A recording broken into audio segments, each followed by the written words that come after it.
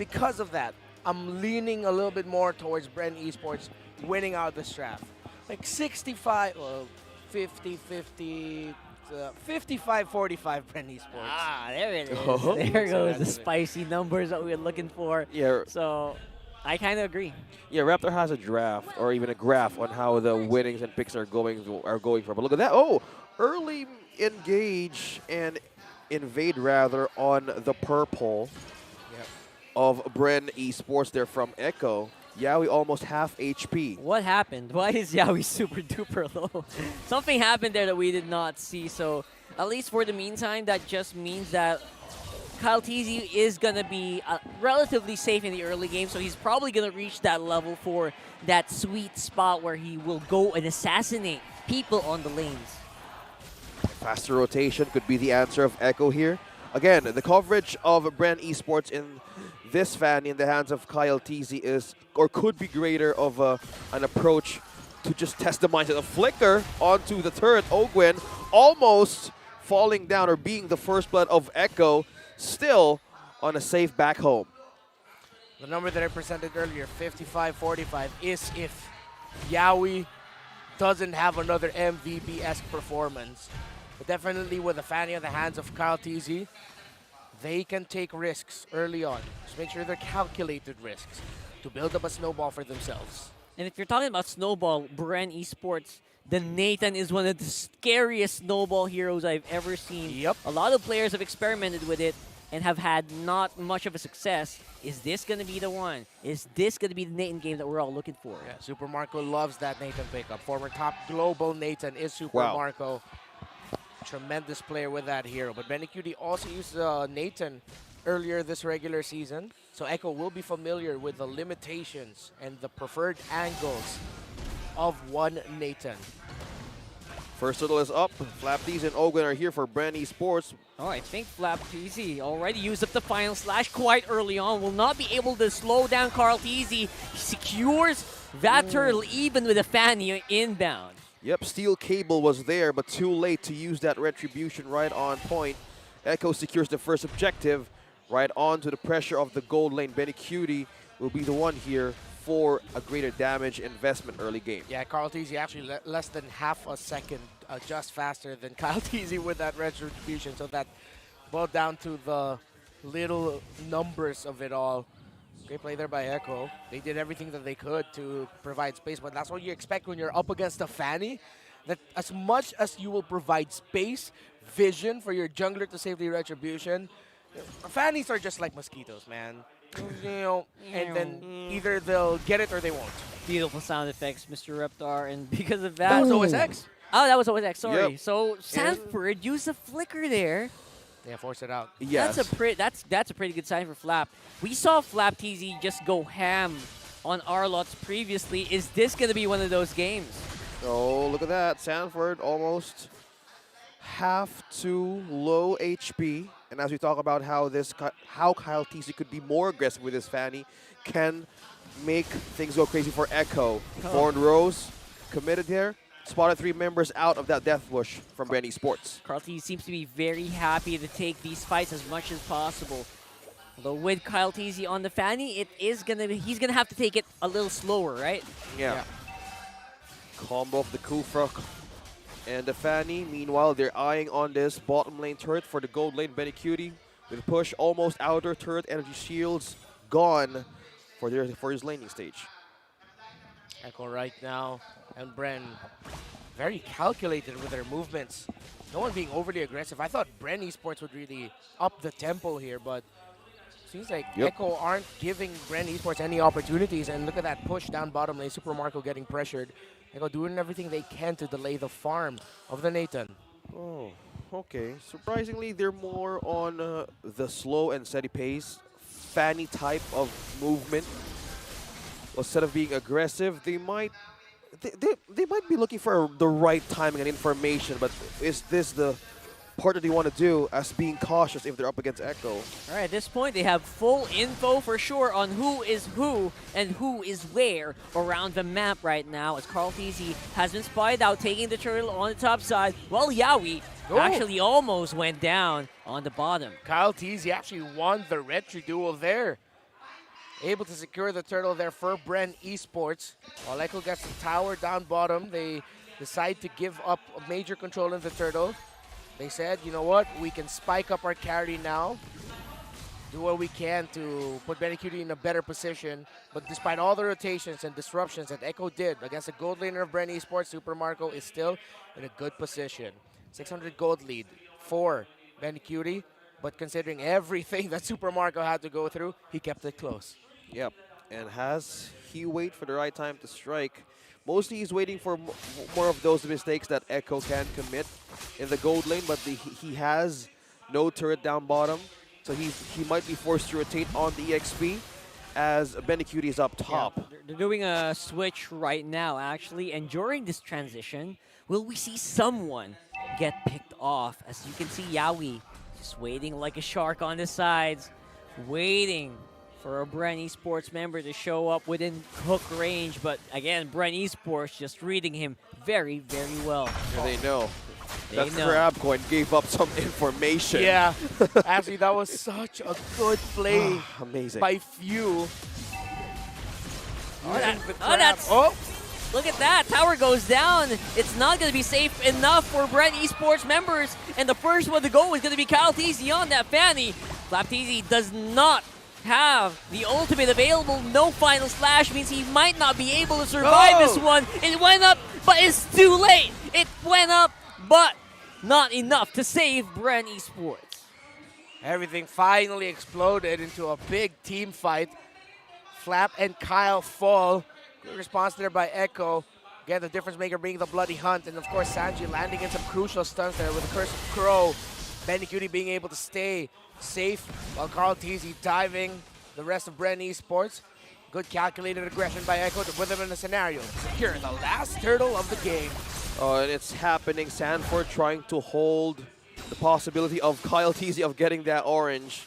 And to go back on how Echo is really fighting out this Fanny. Oh, an iron hook! Here we go again. It's going to be Ogwin this time around with KyleTzy making sure that they secure that kill. But while not be enough, it's still going to be the Echo Express. Choo Choo Ka-Choo going straight into the purple area of BREN Esports, and KyleTzy will also fall. A 3-0. KyleTzy is looking something here. KyleTzy almost half HP. Still cable not connecting. Oh, no! He was so close in getting bursted down there. Oh, it's just like my situation at home. Disconnected cable. Oh, no! 3 disconnected cables. That is... Oh, that's not a sight to see. That's not a good sight to see if you're a BREN fan right now.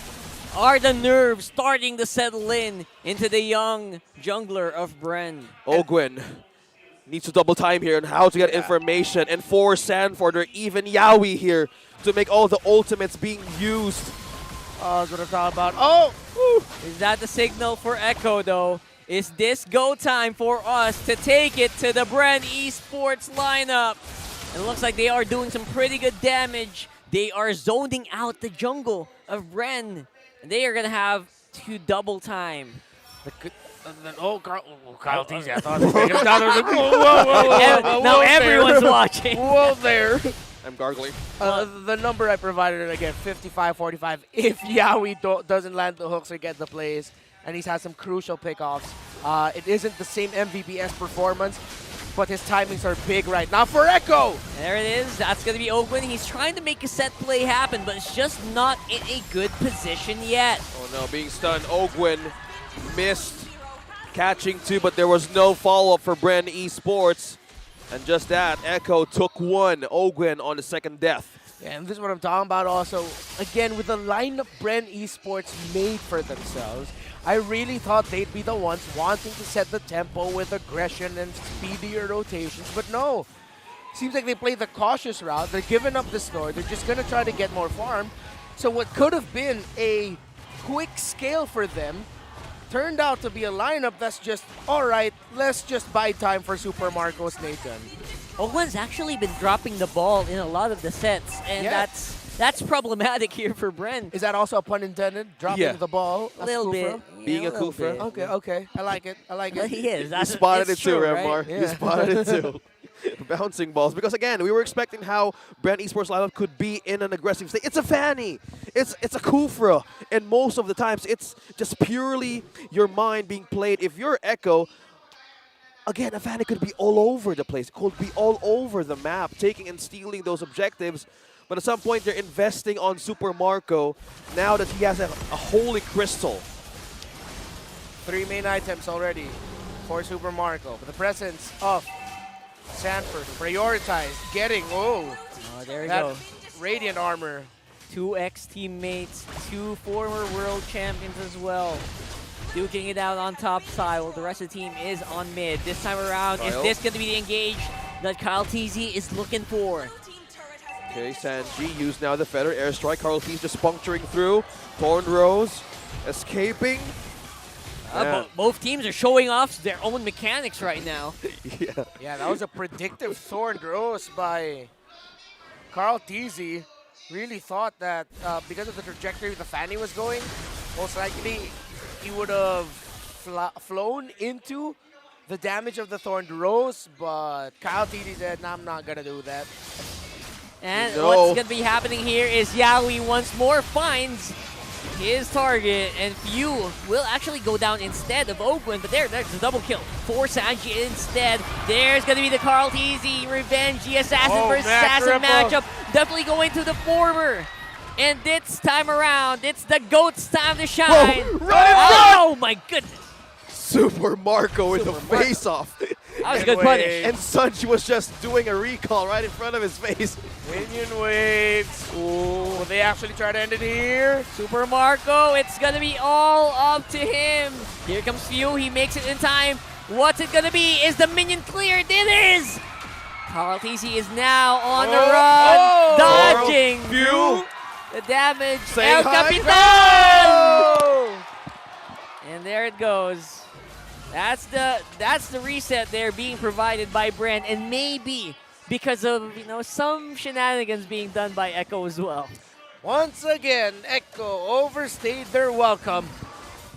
You saw though why they wanted to do that, but BREN Esports, knowing that their job is simple, let's just clear the minion waves. We can clear this fast enough already. Sanji takes down Few. That's mid lane diff right there. Oh, Feather Airstrike Flicker combo. 4 members back away. Yaoi's on pursuit. Will it be Super Marco though? Echo's going choo-choo right now, straight into the 3 members of BREN Esports. A final flash activated there by Flap TZ is going to be enough to slow down Echo for now, but looks like Sanford's not done with you yet. As he gets the grips on Ogwen, the Kufra will also fall. Super Marco is caught as well by the Storm and Benny Cutie. He could be posed to finish this right here, right now. And that's exactly what it looks like from the World Champions.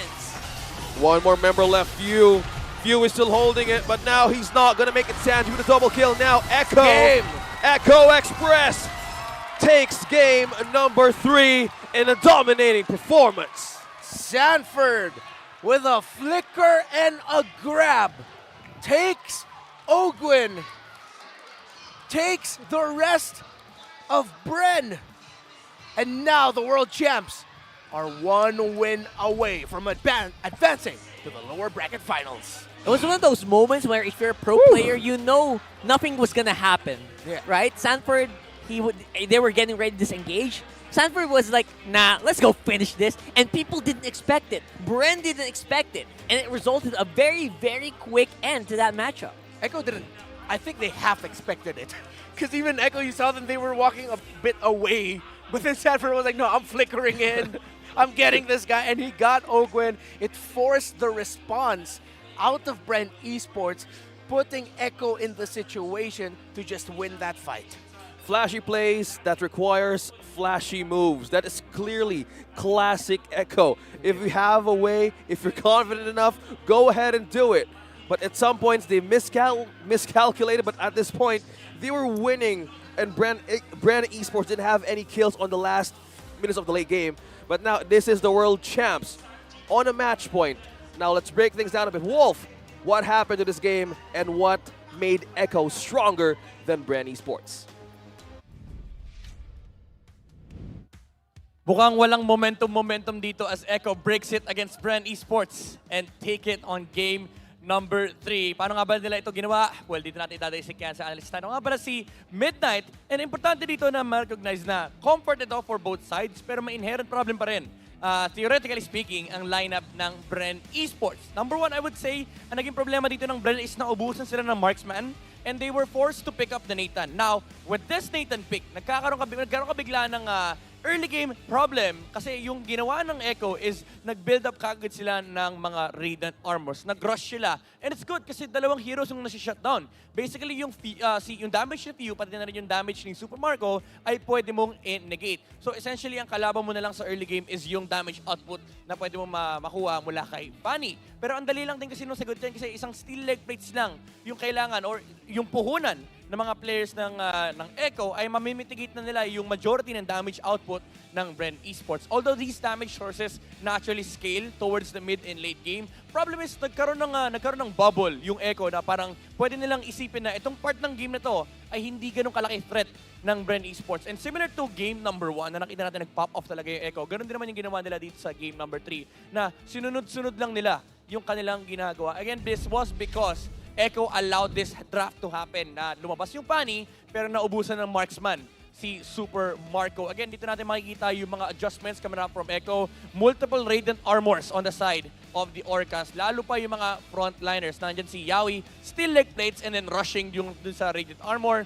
And si Sanford, yung kanyang Dominance Ice and then Radiant Armor mitigates the attack speed coming out from Nathan and actually pati na rin si Pew. And of course, yung multiple instances ng magic damage na nanggagaling sa mga skills ni Pew, pati na rin yung attack ni Super Marco. And essentially, this was a replication of game number 1. Ang ganda ng backup pa rin ni Sanji kay Yawi. I would say 10 out of 10 performance as the Farsa from Sanji alongside the Franco of Yawi. Napakaganda ng kanilang connection, yung Feathered Airstrike connecting on the backline. And na-abuse nila yung isa pang weakness ng lineup ng BREN.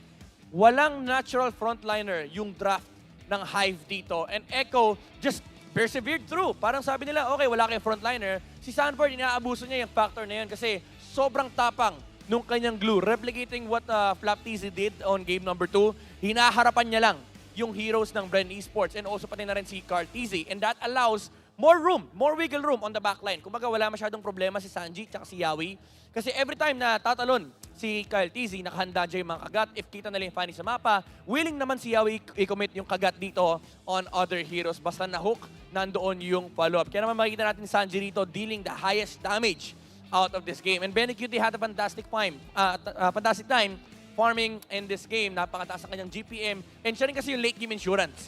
And ang naging problema ng BREN, hindi na nga naging late game insurance. Umabot kagad tayo sa point ng late game ng Echo under 15 minutes. Kumbaga naramdaman kagad nila yung effect ng carry in this game. Kasi lahat ng pumapasok sa side ng BREN Esports quickly melts down to the damage output of Benecutie. Pero again, very important dito yung presensya ni Farsa on Sanji. Napakaganda ng kanyang naging performance, yung kanyang macro sense na minsan may mga time na sige, hindi natin clear yung mid wave, sama ako kay Yawi. Or lagi naka-push out yung mga minion waves and then nakaabang yung kanyang Feathered Airstrike. Hindi nga lang pang KS, hindi lang pang takedown ng heroes. Minsan pang haras pa. Kasi kapag nakaharas na yung heroes, bumababa yung HP ng BREN Esports. And kahit pa sabihin natin hindi namamatay, ang dami kasing threat kasi ang dami rin pumapasok sa side ng mga Orcas. Nandyan si Carteasy na minsan nag-clean up din.